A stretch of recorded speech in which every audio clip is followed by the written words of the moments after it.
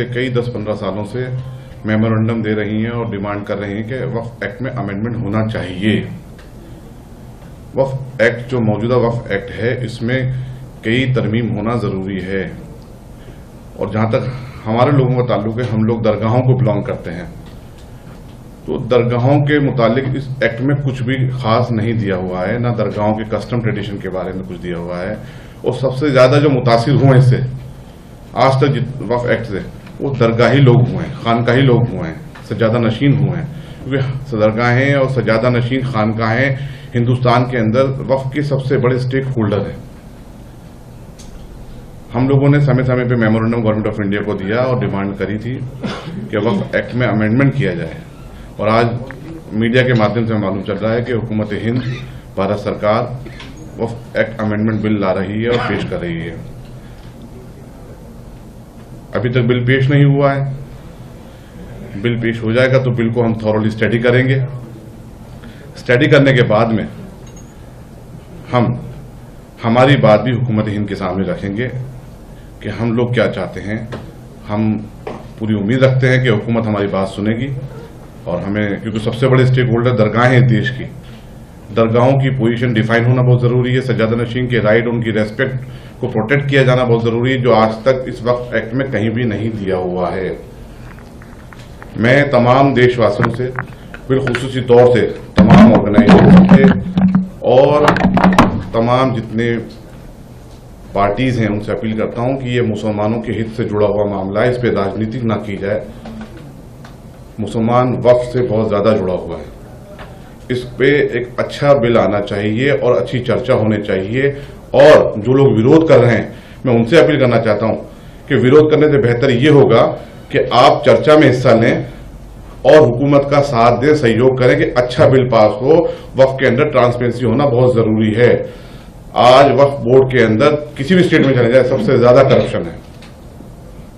और कुछ सेक्शन तो ऐसे हैं कि जो मैं समझता हूं according to Islam, according to शरिया भी सही नहीं है।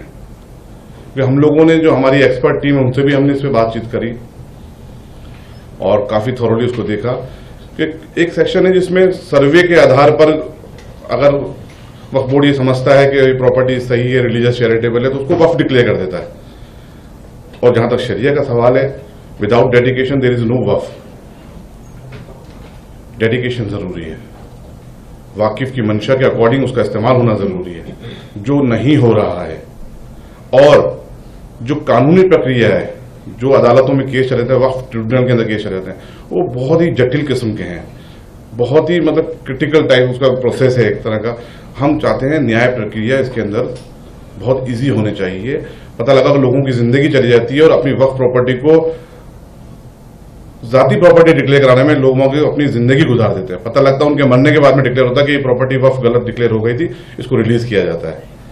तो मैं तमाम देशवासियों से और खास तौर से जो जिम्मेदारान हैं उनसे अपील करता हूं कि ये मुसलमानों के हित से जुड़ा हुआ मामला है, इस पर राजनीति ना करें। एक अच्छा पॉजिटिव वक्फ एक्ट बनना चाहिए, अमेंडमेंट होना चाहिए।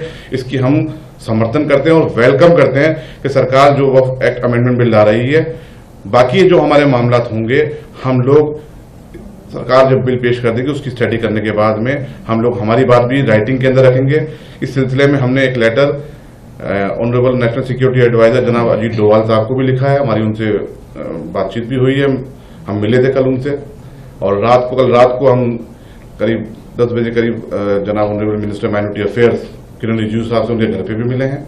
हमने उनके सामने भी हमारी बात रखी है और हमें पूरा यकीन है कि सरकार जो बिल ला रही है वो ओवर इन ऑल माइनॉरिटीज के फेवर में होगा, इस देश के मुसलमानों के फेवर में होगा। किसी को भी मिसलीड होने की जरूरत नहीं है। जब तक ये बिल पार्लियामेंट में नहीं आ जाता और जब तक इसको हम व्यक्तिगत तौर पे खुद नहीं पढ़ लेते, तो हमें किसी के बहकावे में आने की जरूरत नहीं है। सरकारें अपनी आवाम के हक में काम करने के लिए काम करती हैं। कानून लाए जाते हैं तो लोगों के हित में लाए जाते हैं, लोगों के खिलाफ कानून नहीं लाए जाते। इसलिए जो लोग मिसलीड कर रहे हैं उनसे मेरी दरख्वास्त है कि मुसलमानों को गुमराह ना करें। ये बहुत करीब तरीन मामला है, मुसलमानों की रोजी रोटी से भी जुड़ा हुआ है, उनके